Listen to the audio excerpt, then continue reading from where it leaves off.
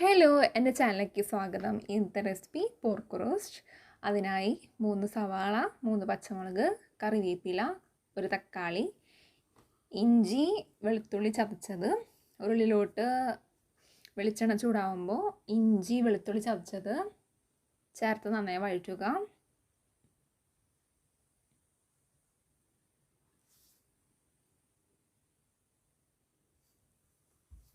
അതിനുശേഷം തക്കാളിയും പച്ചമുളകും ചേർത്ത് നന്നായി വാട്ടിയെടുക്കുക.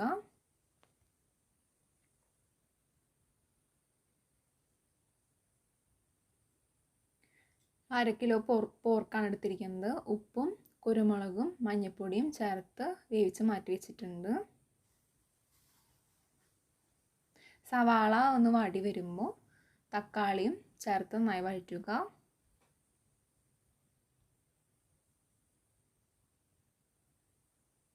അതിനുശേഷം ആവശ്യത്തിനുള്ള കറിവേപ്പിലും ചേർത്ത് നന്നായി വഴറ്റുക.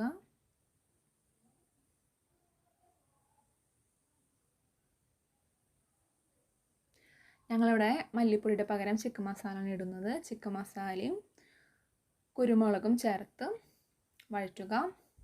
നിങ്ങൾക്ക് ആവശ്യത്തിനുള്ള കുരുമുളക് ചേർക്കാം. അതിനുശേഷം ഞങ്ങൾ അര സ്പൂൺ മുളക് പൊടിയും ചേർത്ത് നന്നായി വഴറ്റുക.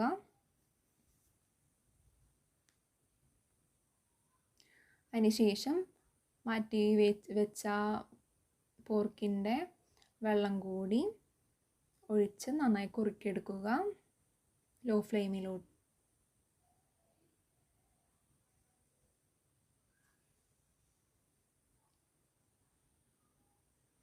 ഒന്ന് കുറുകി വരുമ്പോൾ കഷ്ണങ്ങളെല്ലാം ഇട്ട് നന്നായി വരട്ടിയെടുക്കുക.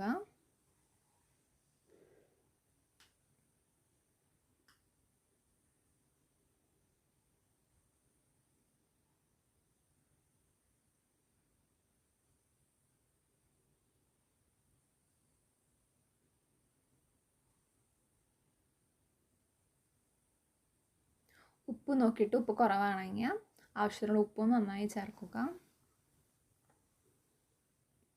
അതിനുശേഷം ആവശ്യത്തിനുള്ള കുരുമുളകും ഗരം മസാലയും ചേർത്ത് നന്നായി വരട്ടിയെടുക്കുക.